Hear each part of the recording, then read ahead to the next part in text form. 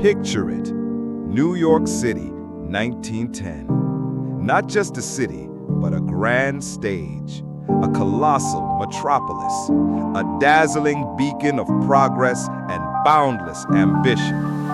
The air crackled with electric energy, where skyscrapers pierced the clouds, symbolizing mankind's dominion. The dawn of the 20th century promised unparalleled prosperity, grand industrial titans, and society's elite who danced in opulent ballrooms, seemingly immune to common woes. For these privileged few, life was a choreographed ballet of comfort, certainty, and an almost divine sense of security. Wealth, they believed, was an impregnable shield, a guarantee against fate's cruelties, an armor against chaos. They were, in every sense, invincible. Or so they desperately wanted to believe. Into this shimmering tableau of Gilded Age splendor stepped Dorothy Harriet Camille Arnold. Young, radiant, and undeniably privileged, she was the living embodiment of this American dream, a jewel within New York's aristocracy. Born into one of the city's most venerable families, her lineage stretching back to the Mayflower, Dorothy's life was not merely comfortable, it was embroidered with every advantage. Educated at Bryn Mawr College, fluent in multiple languages, with a spirited intellect and aspirations of becoming a writer, she moved with effortless grace through exclusive social circles. Her future, as predictable as the city's gridiron streets, sparkled with preordained promise, a life of unassailable luxury, an advantageous marriage, and the inherited prestige that came with her distinguished name. She was, in every conceivable way, a woman upon whom the world had smiled, a symbol of an era that believed itself to be fully in control, utterly modern, and absolutely invincible. Then, on a crisp, blustery Saturday afternoon in December 1910, that shimmering illusion of invincibility shattered with a chilling suddenness that reverberated through the highest echelons of New York society, leaving a gaping wound that time would not heal. Dorothy Arnold, a vision of youthful elegance, told her mother she was heading out for a stroll, intending to purchase a new evening dress and pick up a book. She walked out of her family's opulent mansion on East 79th Street and into the vibrant pulse of Fifth Avenue. She waved goodbye to a friend, exchanged pleasantries with a shop clerk, and then, amidst the throngs of holiday shoppers and the cacophony of horse-drawn carriages, she simply vanished. Just like that, without a single credible witness to her true fate. No struggle, no frantic cries for help, no desperate ransom note, no body ever recovered. Just an absence, vast, terrifying, and profound, where a vibrant, intelligent young woman had been mere moments before. For a city basking in its own perceived omnipotence, for a family whose name commanded immense respect and influence, this was an unthinkable act. The disappearance of Dorothy Arnold wasn't merely a personal tragedy, it was a profound violation of their cherished beliefs. It tore a gaping, ragged hole in the fabric of their carefully constructed reality, revealing a terrifying vulnerability beneath the glittering surface they maintained. If someone of Dorothy's stature, so protected, so connected, so secure within the fortress of high society, could simply evaporate into thin air without a whisper of a trace, then what hope did anyone else have? The impenetrable shield of inherited wealth, the comforting certainty of social order, and the unwavering belief in progress proved tragically useless against this insidious threat.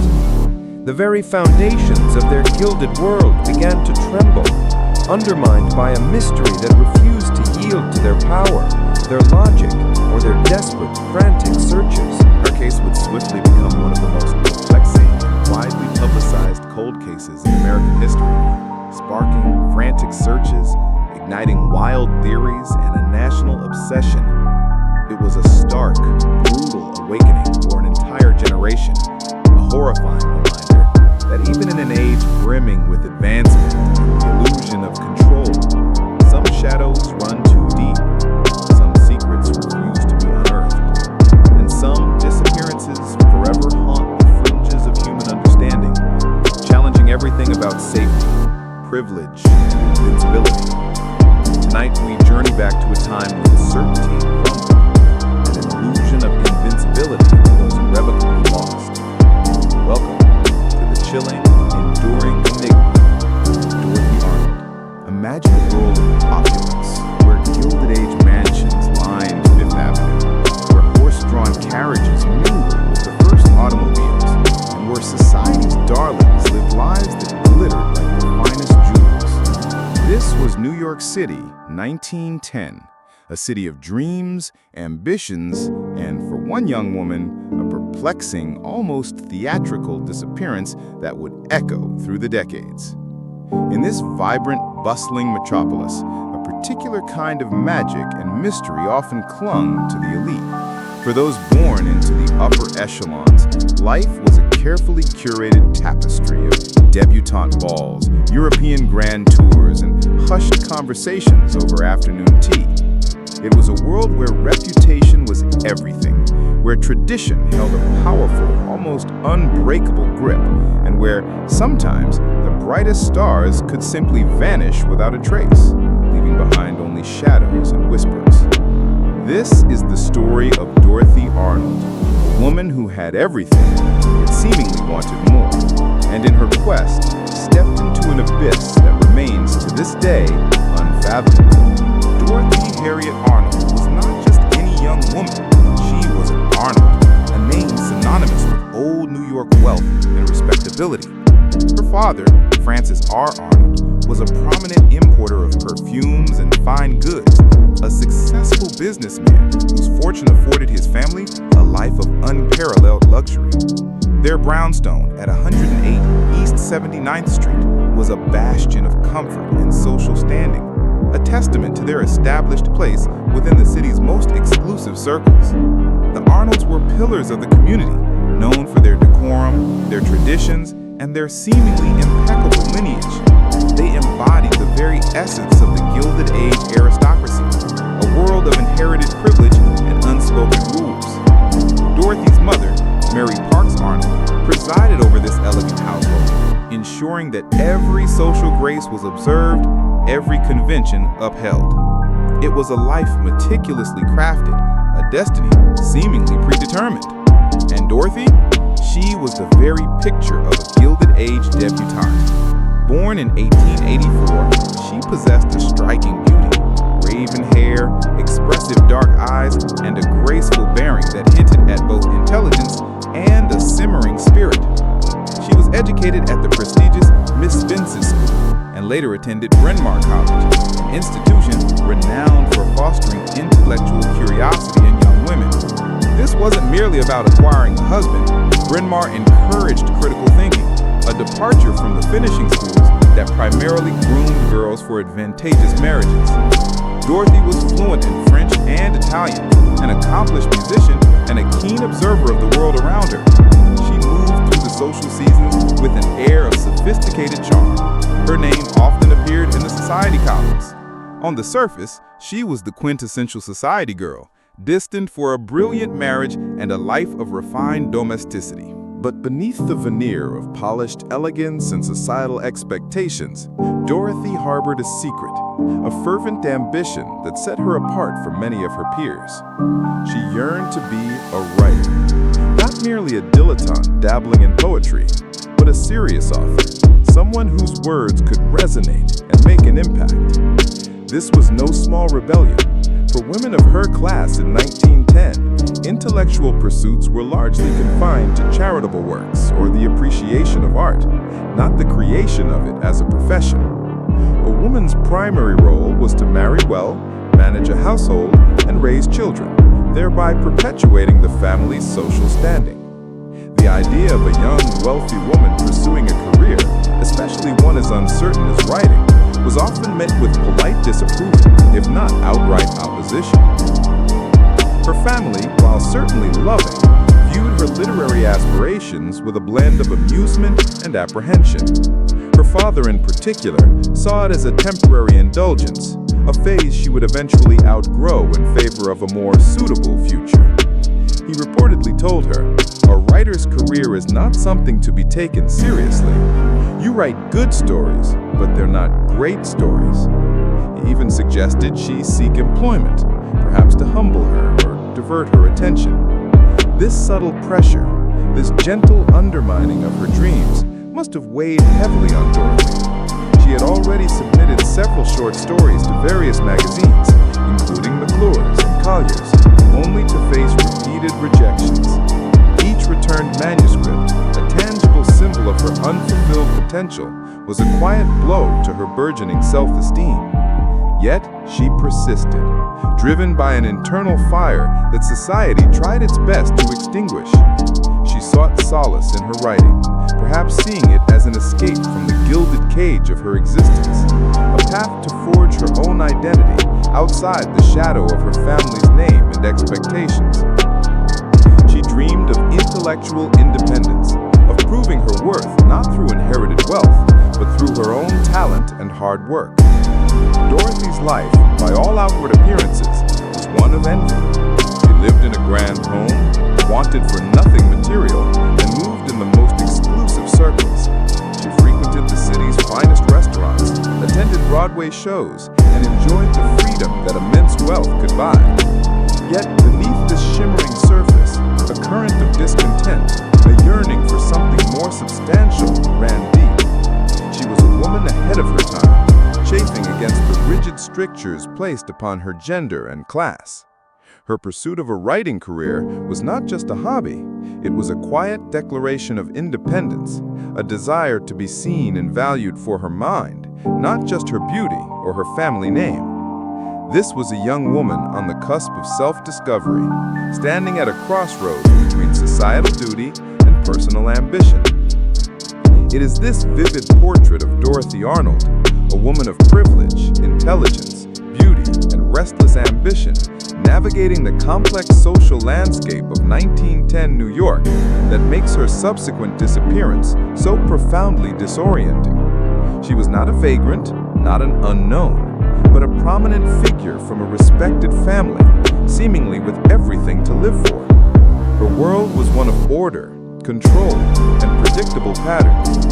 Yet, in the blink of an eye, she would step out of this meticulously constructed reality and into a void, leaving behind a bewildered family, a baffled police force, and a mystery that continues to haunt the annals of American cold cases. Her vanishing act was not just the loss of a person, but a rupture in the very fabric of New York high society, exposing the fragility that lay beneath the Golden Age's glittering facade.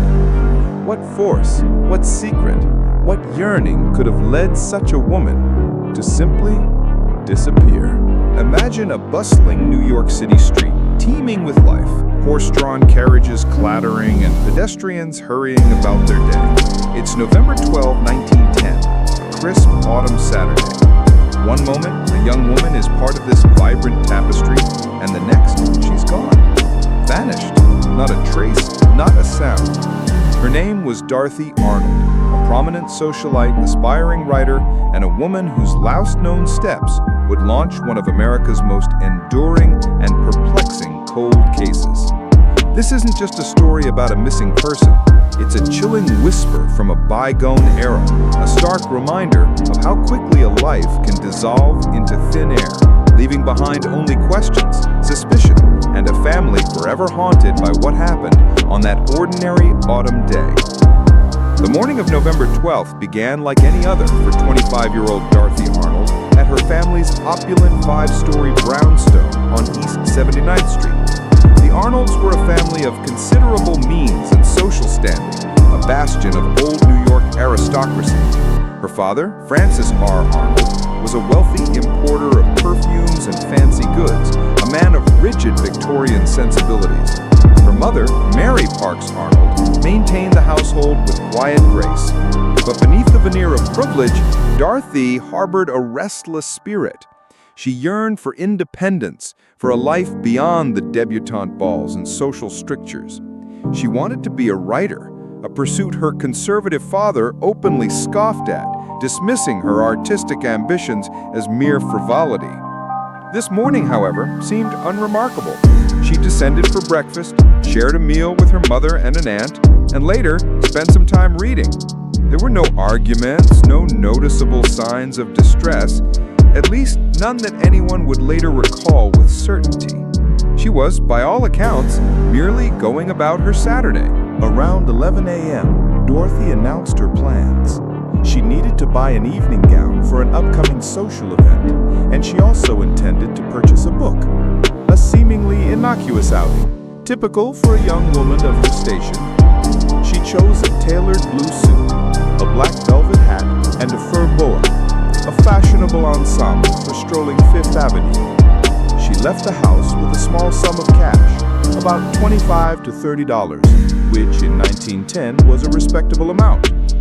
She told her mother she would first visit a friend, a Miss Marjorie Haven, at the Colony Club, before heading to the shops. This detail, seemingly trivial at the time, would later become a crucial piece of the puzzle, for Dorothy never arrived at the Colony Club. Her planned visit, like so much else that day, would prove to be a carefully constructed diversion, a subtle thread of deceit woven into the fabric of her final hours of freedom. From East 79th Street, Dorothy likely took a short walk or a streetcar downtown towards the heart of the shopping district. The city was alive, storefronts beckoned, street vendors called out, and the rumble of trolleys filled the air. Her path led her to Fifth Avenue, the grand thoroughfare of New York's elite. Here, she reportedly stopped at Park and Tilford, a popular grocery store, to pick up a box of chocolates. This was a brief, almost phantom appearance, noted by store clerks who knew her.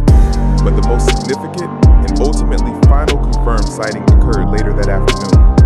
Around 2 p.m., she was seen by a friend, Miss Gladys King, near Brentano's Bookshop, a prominent literary institution on Fifth Avenue, between 26th and 27th Streets.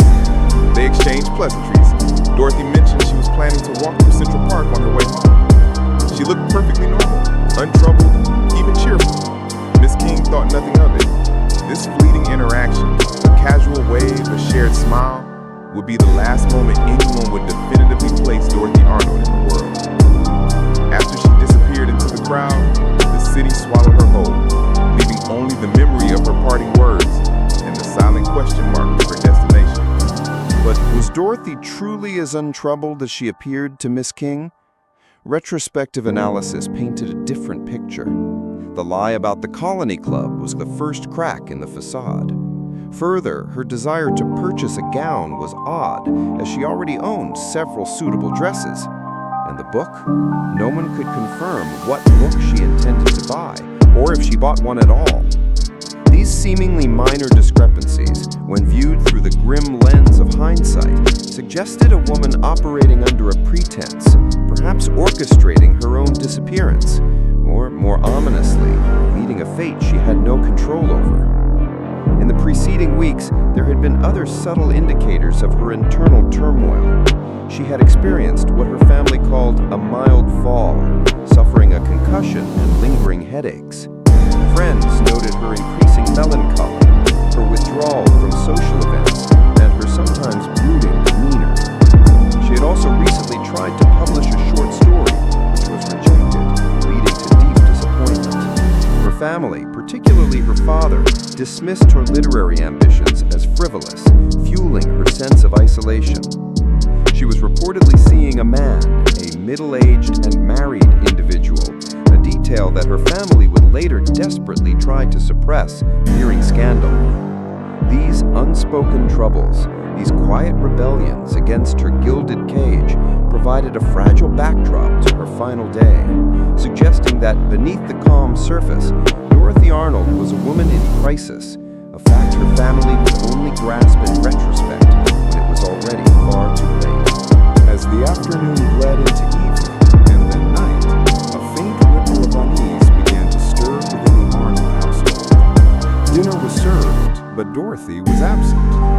Her mother, Mary, initially assumed she had decided to stay with a friend, perhaps unexpectedly invited to a dinner party or a spontaneous social gathering.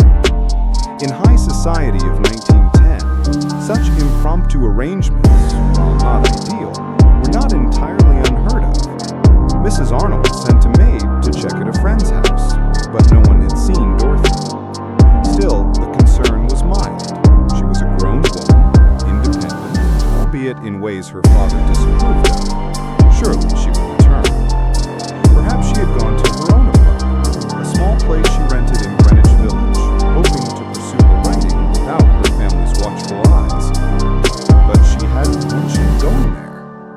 Mr. Arnold, deeply engrossed in his own affairs, and perhaps secretly annoyed by what he perceived as Dorothy's caprice, initially paid little mind.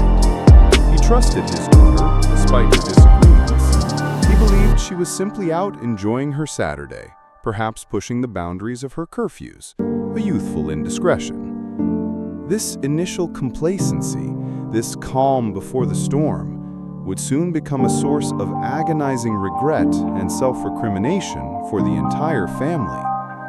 They slept that night, unaware that their daughter's absence was not a temporary flight of fancy, but an irreversible plunge into the unknown.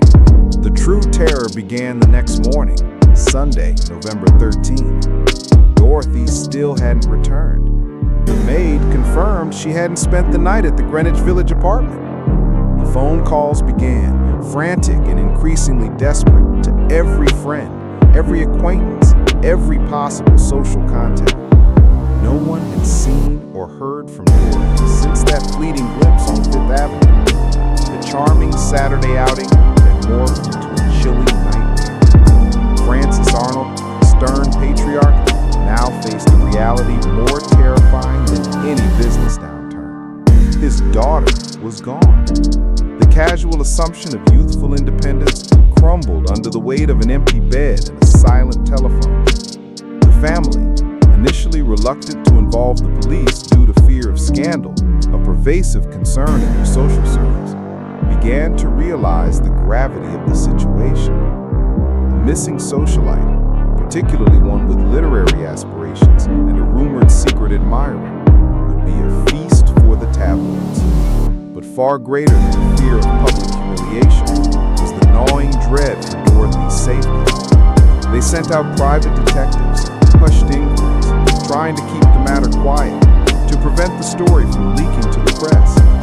But as the hours turned into days, and the private search yielded nothing but dead ends and growing despair, the wall of silence surrounding the Arnold family's private tragedy began to crack. The truth, grim and unyielding, was that Dorothy Arnold had simply vanished, leaving behind a family consumed by a panic that would never truly subside. The chill of December 12, 1910 wasn't just in the air.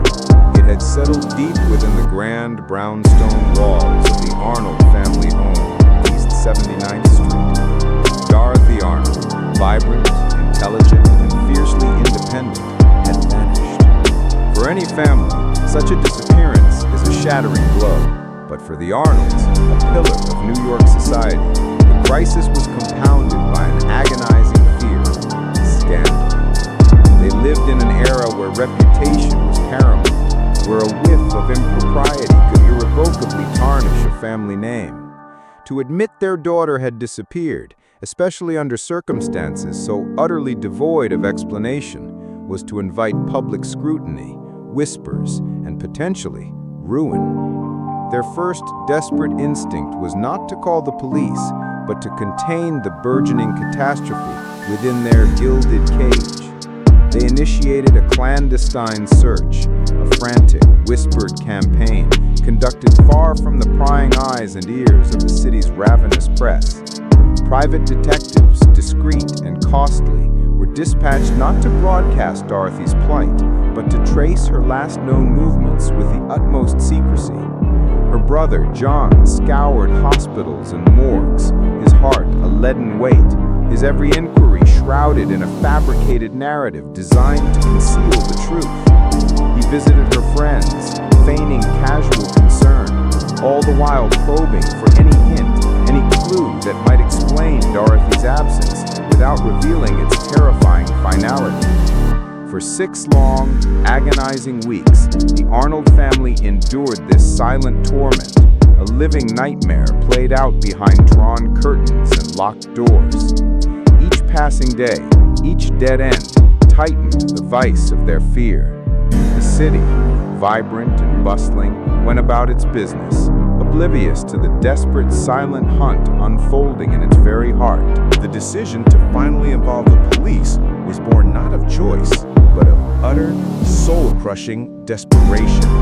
On January 12, 1911, an entire month after Dorothy's disappearance, her father, Francis Arnold, a man accustomed to control, walked into the district attorney's office, a broken man carrying an unimaginable burden. His confession shattered the carefully constructed wall of silence, unleashing a torrent that would soon engulf New York and the nation. Detective John D. Coughlin, a seasoned investigator, was assigned to the case, now officially a missing persons inquiry. But he faced an uphill battle from the start. The precious initial hours and days, critical for any investigation, had been lost to the family's understandable, yet ultimately detrimental quest for discretion. The investigative landscape of 1910 was a stark contrast to our own. There was no widespread forensic science as we know it today. No DNA analysis, no sophisticated fingerprint databases, no ubiquitous surveillance cameras, no national missing persons registries connected by instant communication. Police work relied heavily on witness accounts, physical searches, and good old-fashioned shoe-leather. In a sprawling metropolis like New York, with its millions of transient residents and countless hidden corners, tracing a single individual who had seemingly vanished into thin air was a Herculean task. Investigators struggled to piece together Dorothy's final movements, relying on the fragmented memories of shop clerks and the often unreliable recollections of passers-by. Every lead, no matter how tenuous, had to be pursued manually, consuming precious time and resources. The moment the story broke, it ignited a firestorm. The disappearance of Dorothy Arnold wasn't just news, it was a sensation. A beautiful, accomplished young woman from a prominent family, known for her literary aspirations and independent spirit, simply vanishing without a trace. It was the kind of story that gripped the public imagination, a real-life mystery far more compelling than any fiction. Newspapers, hungry for sensational headlines, splashed Dorothy's photograph across their front pages. Her story became a national obsession, transforming from a local tragedy into a cultural phenomenon. Editors reveled in every lurid detail, speculating wildly about her fate. Was it an elopement? A clandestine affair gone wrong? Foul play? Suicide? The narrative shifted daily, fueled by rumor and conjecture. The public, in turn, devoured every word. In an age before radio and television, newspapers were the primary source of information and entertainment, and Dorothy Arnold's case provided an endless supply of both. Everyone had an opinion, theory, suspicion. Armchair detectives debated the clues, or lack thereof, over breakfast tables and in barbershops. The case became a mirror reflecting society's anxieties and fascinations, the vulnerability of women, the perceived moral decay of the wealthy, the allure of the unknown. Many saw Dorothy as a symbol of the burgeoning independence of young women, and her disappearance was interpreted through that lens. Perhaps she had fled a suffocating life, or fallen victim to the dangers of newfound freedom. Others whispered of scandal, of secret lovers, or a hidden pregnancy, eager to find a salacious explanation for her inexplicable vanishing. The absence of a body, of any concrete evidence, only deepened the mystery, allowing 1,000 different narratives to bloom from the fertile ground of public imagination. The desperate search of the Arnold family had exploded into a national spectacle, transforming a personal tragedy into a captivating, enduring enigma that would baffle generations. In the vacuum of Dorothy Arnold's disappearance, despair grew boundless, the human mind, in its desperate search for meaning, began to weave theories. Whispers, rumors, and wild speculation spread like wildfire through New York's high society, each offering a tantalizing yet ultimately inconclusive explanation for how a young woman could simply vanish into thin air. Perhaps the most alluring, and for her conservative family, the most scandalous, was the notion of elopement. Dorothy was a woman of spirit, chafing under her privileged life, yearning for independence and a literary career. Could she have fled with a secret lover, a passionate writer or artist, someone who understood her yearning for a life beyond Fifth Avenue? This idea, fueled by her recent rejection of a prominent suitor and clandestine meetings with a male friend, took root. Her family, however, vehemently dismissed it. Dorothy, they insisted, would never bring such dishonor upon them. Yet, if she had chosen to disappear, to embark on a new life, she had executed her plan with chilling precision, leaving no trace, no letter, no whisper of her true intentions. Then came the darker, more unsettling proposition: suicide. The immense pressures on young women of her standing, coupled with Dorothy's recent literary rejections, prompted this thought. Was this disappointment, this general ennui, enough to push her to such a desperate act? The Hudson River was a common, tragic destination. But again, a crucial piece was missing: a body. No note, no personal effects. Despite a vast dragnet, the river yielded nothing. The family found this theory abhorrent, a stain upon their daughter's memory. Even more chilling, a cruel hoax exploited this fear. A forged note, supposedly from Dorothy, claiming she had taken her own life, delivered to the Arnolds, only to be debunked, twisting the knife of grief for the desperate family. As days turned into weeks, the chilling specter of foul play began to loom large. New York in 1910, a bustling metropolis with its share of shadows. Could Dorothy have been abducted, a victim of some unseen predator? This was the fear that truly gripped her father. The notion was terrifying, suggesting a dark, unknown force had snatched her. But who? Why? No ransom demand, no struggle, no witness. Speculation about a mysterious man seen with her remained just that: speculation, fueled by fear more than evidence. The police, initially slow, found themselves grasping at straws, their resources strained by a case with no leads, no crime scene, no clear motive. The very lack of evidence for foul play became its most unsettling feature, leaving an open wound of terror. And then there was the romantic, yet equally improbable theory of amnesia. Could Dorothy have suffered a sudden, traumatic event, perhaps a blow to the head, and simply forgotten who she was, waking up disoriented, without identity, wandering as a ghost of her former self? This idea, found in popular fiction, offered a flicker of hope that Dorothy was alive, simply lost. This theory fueled countless false sightings: a woman resembling Dorothy in a sanitarium, working as a domestic servant, or even in Europe, her memory wiped clean. Each sighting, however earnest, proved a cruel mirage, evaporating upon closer inspection, leaving the Arnolds with renewed heartache and deeper futility. The deluge of these false leads and elaborate hoaxes became a cruel secondary tragedy. From Boston to Bermuda, every Dorothy Arnold sighting was relentlessly pursued. A mute amnesiac woman in a Pennsylvania sanatorium, Mr. Arnold dispatched his brother, only to find a bewildered patient bearing no resemblance. A private detective followed a lead to Bermuda, another dead end. Perhaps the most despicable hoax involved lawyer John B. Stanchfield. He claimed inside insider knowledge and through intermediaries introduced the Arnolds to a man promising Dorothy's return for a hefty sum.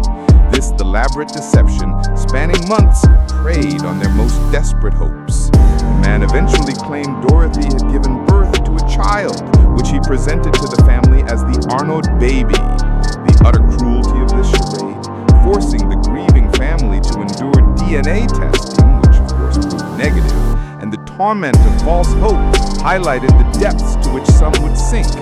Each false dawn, each fabricated claim chipped away not just at their finances, but at their very spirit, leaving them more guarded, heartbroken, yet compelled to chase every whisper.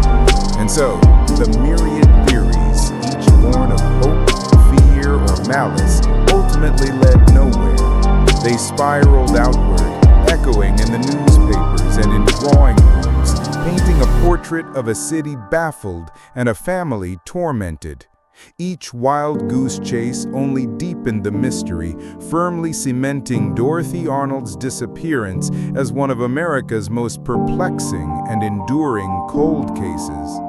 Her story became a chilling testament to how easily a life, vibrant and full of promise, could simply dissolve, leaving behind only whispers, questions, and an unbearable silence.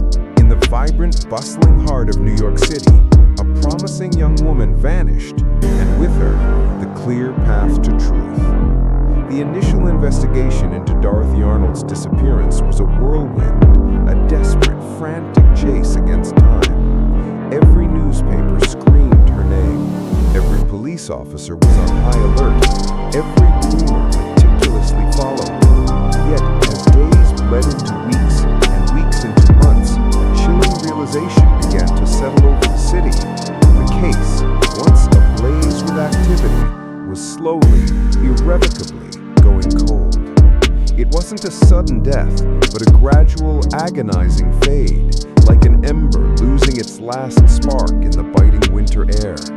The machinery of justice, though tireless, was battling an invisible foe, grappling with a confluence of factors that would conspire to make Dorothy Arnold one of America's most enduring and agonizing unsolved mysteries. Imagine policing in 1910. There were no sleek forensic labs, no instantaneous databases, no DNA analysis to unravel microscopic clues. The modern tools we take for granted, fingerprint databases, advanced ballistics, sophisticated crime scene preservation, simply did not exist.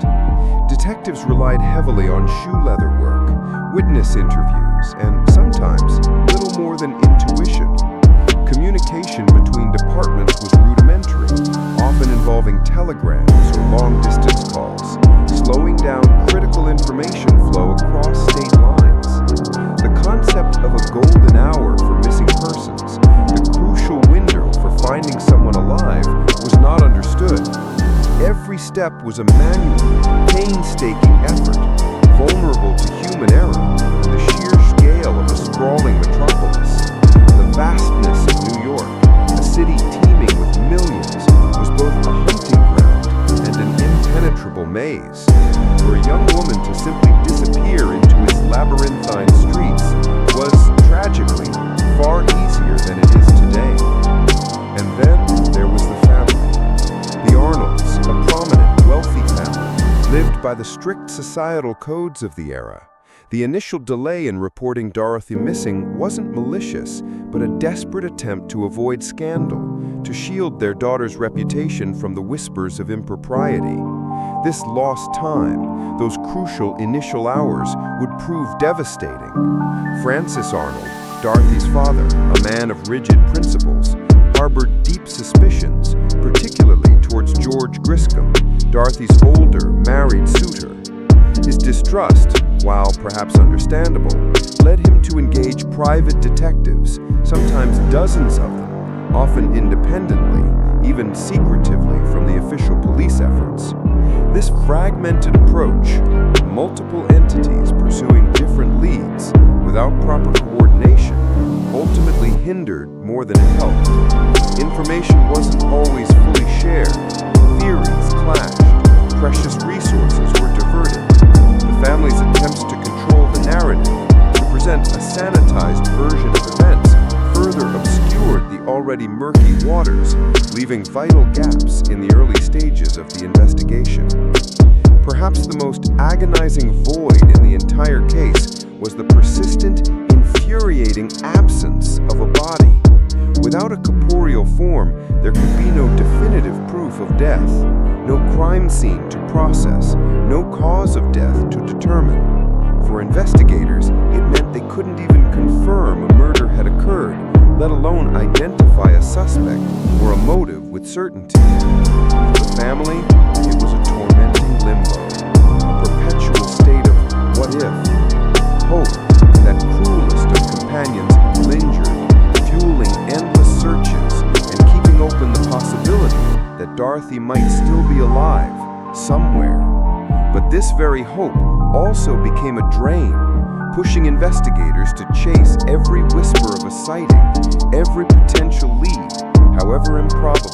The lack of a body transformed the case from a potential homicide investigation into an endless search for a ghost, a quest devoid of a tangible endpoint. The newspapers, ravenous for any scrap of information, sensationalized every development, turning Dorothy Arnold into a national obsession.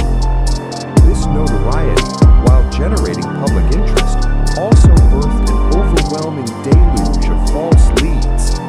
Sightings poured in from across the continent. A woman matching Dorothy's description seen in Boston, then Chicago, then on a ship bound for Europe.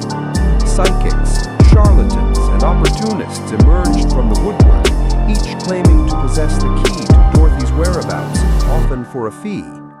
Letters arrived, some heartfelt, some cruel hoaxes, all demanding investigation. Each tip, no matter how outlandish, had to be checked, draining precious police resources and manpower. Detectives found themselves crisscrossing the country, chasing shadows, knocking on countless doors, only to find disappointment. The sheer volume of these dead ends was staggering, eroding morale, exhausting budgets, and ultimately overwhelming the initial intense momentum of the investigation. The trail, already faint, became hopelessly muddled, buried under a mountain of speculation and deceit. As the years turned into decades, the vibrant image of Dorothy Arnold, a young woman full of life and promise, began to blur. Witnesses aged, their memories faded, or they passed away entirely. Potential physical evidence, if it ever existed, vanished or degraded beyond recognition. The initial energy and public outcry slowly dissipated, replaced by a quiet, nagging bewilderment. The case, once a frantic sprint, settled into a long, cold silence. It moved beyond the realm of active police work and into the annals of historical mystery. The fundamental questions remained, stark and unanswered. Did she elope to escape her family's strictures? Did she take her own life in a moment of despair? Was she the victim of foul play, vanishing into the predatory underbelly of the city? Or did she, as some whispers suggested, stage her own disappearance for reasons unknown, living out her days under a new identity? Each theory, plausible yet unprovable, only deepened the enigma, ensuring that Dorothy Arnold's story would endure not as a solved tragedy, but as a chilling testament to the fragility of life and the enduring power of the unknown. Her ghost, forever wandering the archives of cold cases, beckons us still, a haunting reminder that some stories, once begun, are destined to remain unfinished.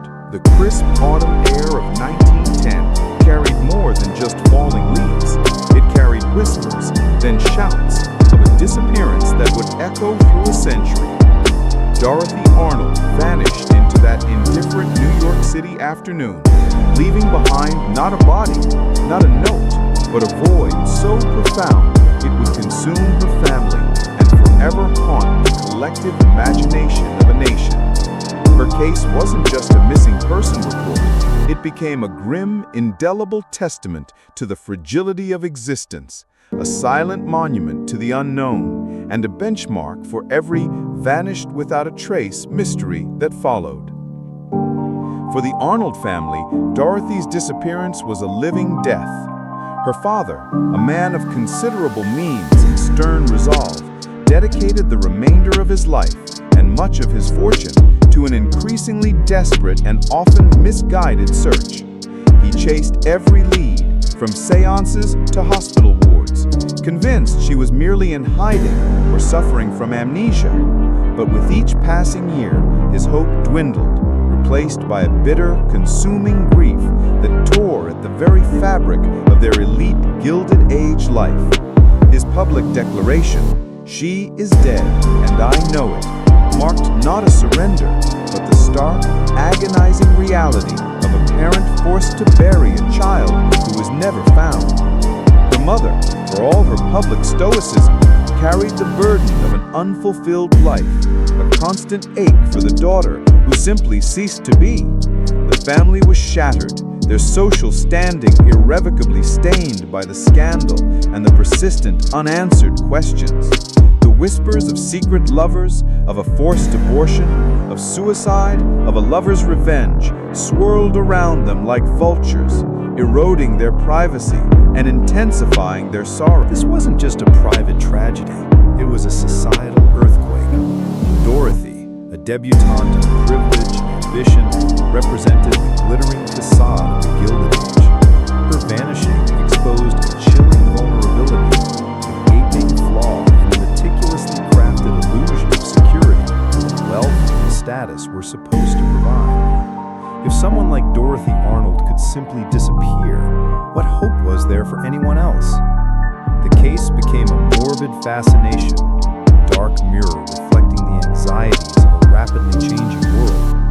It was a story told in hushed tones in drawing rooms and shouted from newspaper headlines, a narrative that captivated a public hungry for drama, terrified by its implications. And so, a legend was born. Dorothy's story, or rather the lack of an ending to it, seeped into the popular consciousness. It became the archetypal locked room mystery without a room, a perfect crime without a body, a chilling blueprint for fictional narratives of unexplained disappearances.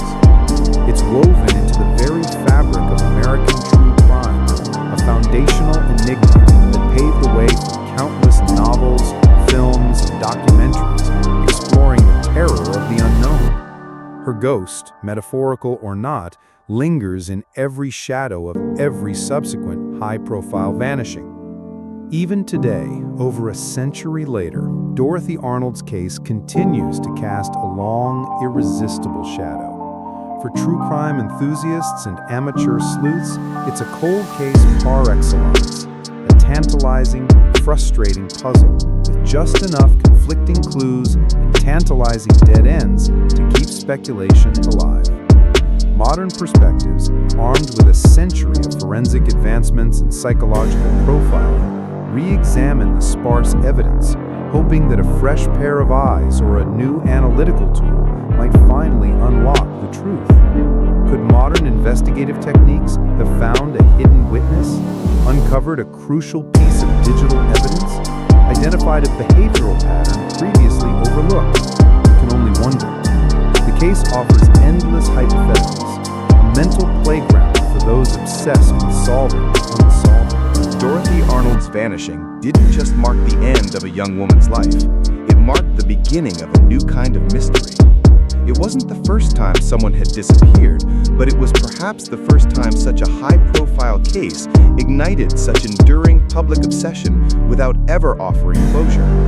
It cemented the agonizing concept of a life simply erased, leaving behind only questions, grief, and an enduring legacy of silence. It became the gold standard for mysteries where the earth simply swallowed someone whole, leaving no trace, no whisper, only the unbearable weight of what might have been. And in that silence, her story continues to be told, a timeless echo of a life that was, and then wasn't, forever caught between the realms realms of history and myth. And so, we close the book on Dorothy Arnold's story. Or rather, the book remains stubbornly open, its final chapters forever unwritten. Her disappearance isn't just a historical footnote, it's a gaping chasm in the heart of a city, a family, and ultimately, our understanding of justice. The glittering promise of December 12, 1910, dissolved into an enigma, leaving behind only whispers and theories, none substantial enough to pierce the veil of time that has descended upon her fate. We are left to grapple with the unsettling truth. Some secrets refuse to surrender. The bustling streets of New York, the anxious faces of her family, the relentless efforts of detectives, all were swallowed by an inexplicable silence. Dorothy Arnold vanished, not into thin air, but into a mystery so profound it has defied a century of scrutiny. It forces us to confront the terrifying fragility of existence, how swiftly a life can be erased, a presence obliterated, leaving an ache that time cannot heal. Her case isn't just about a missing socialite. It's a mirror reflecting our deepest fears, the unknown, the unresolved, the idea that sometimes there is no closure. It reminds us that even in an age of advanced forensics and global communication, there are shadows too deep for light to penetrate. Dorothy Arnold's ghost still walks the cobblestone streets of our collective memory, a haunting testament to the stories that refuse to be forgotten, yet forever remain untold. What do you think happened to Dorothy Arnold?